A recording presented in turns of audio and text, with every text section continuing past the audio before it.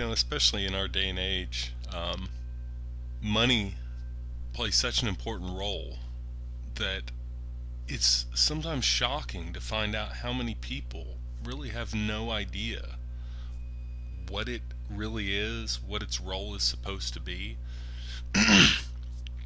or even what it has been in the past.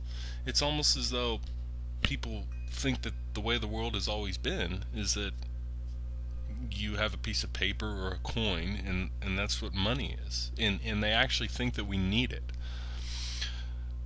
So, philosophically speaking, the question that I want to ask is, well, there's a few questions that are all kind of wrapped into one. But what is money, actually? And where is it? Because these are interesting questions, considering that I've looked pretty much everywhere, up and down, east and west, high and low. It doesn't really matter. I have never actually, in this reality, found something called money.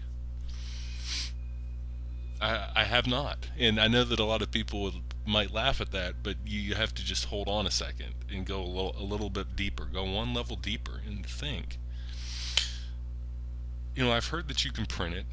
Some people say that it grows on trees. Obviously, I come across people who tell me what money is or what they think it is, but I'm skeptical of these answers. And here's why. People usually point me to pieces of green paper, and they say, this is money. So I pull out a piece of white paper, and I dye it green, but they'll say, that's not money. Oh, come on, that's not money. So what if I draw a face on it and put numbers on it too? No, that's not money. Come on now. So what is it? I know that it has something to do with value, and that you have the ability to use it to trade for goods and services. But who actually says what money is? I can't say what money is. For example, the thing that the example I just gave you, if I said this piece of paper that I dyed green has faces and numbers on it, that's money. People look at me like a fool, and rightly so. But I'm only creating what it is that they've shown me constitutes money. And what you come to find out is that this huge web and network of other entities and things like that make money what it is. Someone else besides me and my neighbor has to make money and tell us what it actually is, which I find to be interesting, and I think that everyone else should too.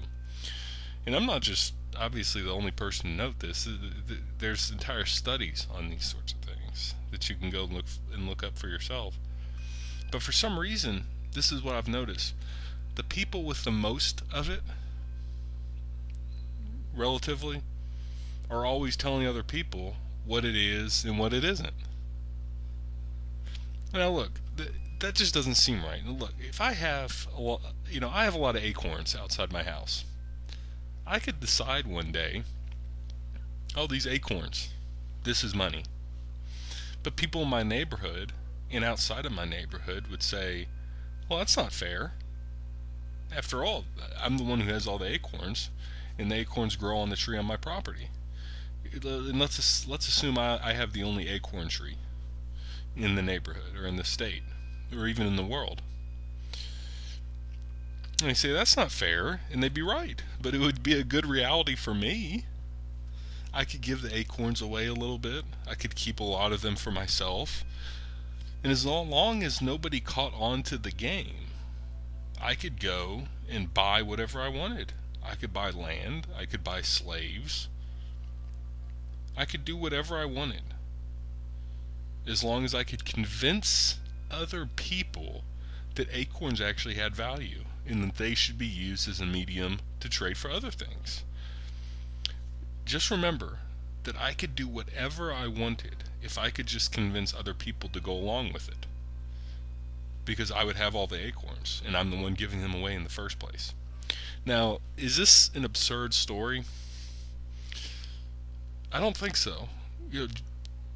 I said a lot of people have studied this before. Jack Weatherford, for example, he wrote a little book in 1997 called The History of Money. And you'd be amazed at how many things have been used as money in the past. Now, the Aztecs, for example, they used a lot of things, but these little chocolate beans proved to be the most valuable because you could trade them for other and acquire other goods, or you could grind them down and make chocolate. And they were easy to transport, they were small, you could carry them with you. But this is the thing you have to notice, is that the beans had dual purposes.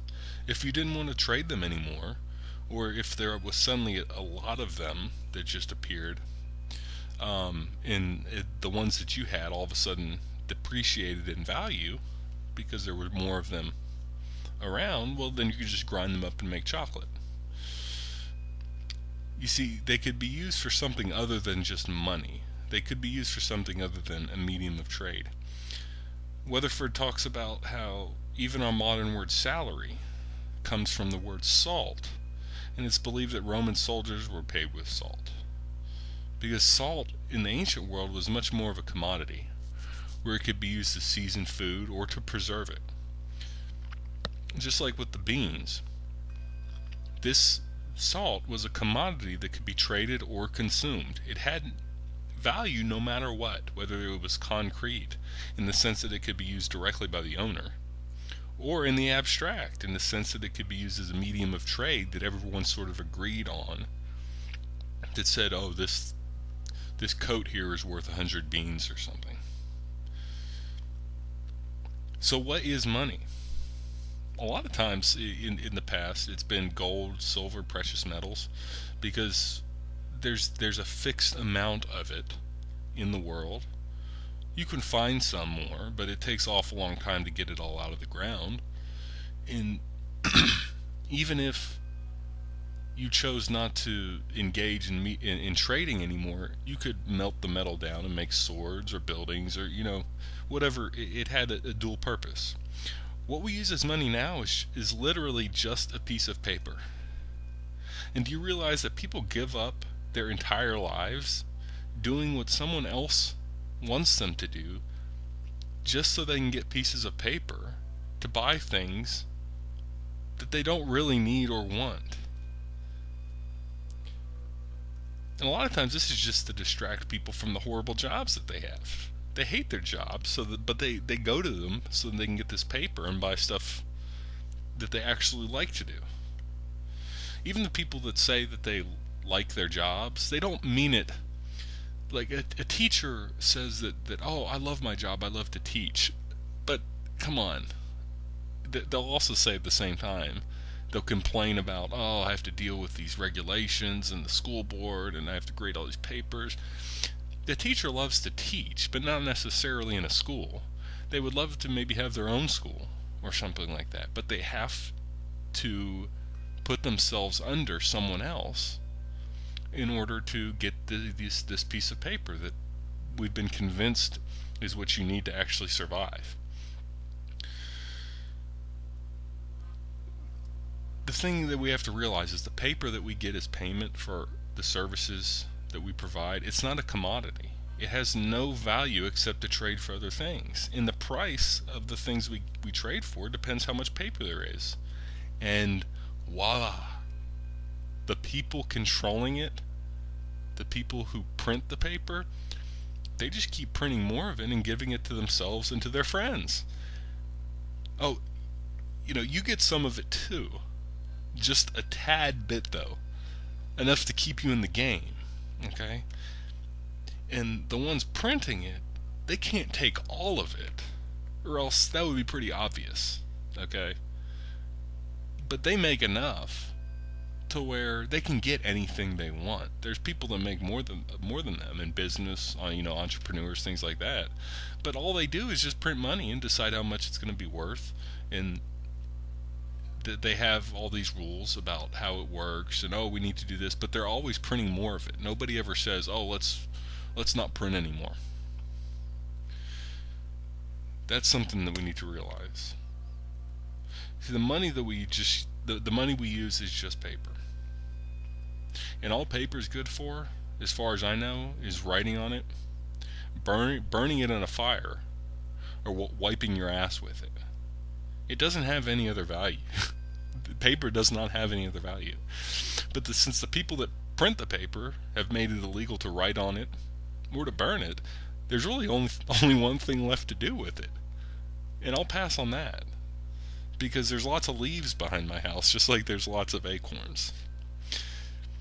You see, once you step out of this whole game, this religion that we call economics, you realize that wealth and value, they don't reside in pieces of paper like these people are trying to tell us that they do. They're like priests, in the Middle Ages. They're reading out of a book that they won't show you. That's the way these people, the money manipulators, are. When they try to convince you that what they're printing is actually worth something, because they put a face and a number on it. But when you press farther and farther and farther, they'll say, oh, well, it's too complicated. You have to look at the factors of the market, and et cetera, et cetera. Just like I've never seen money, I've never seen a market factor. So it sounds like they're trying to fool me. I'm not sure what wealth and value reside in. I have some ideas, obviously, but I know for certain that they don't have anything to do with pieces of paper.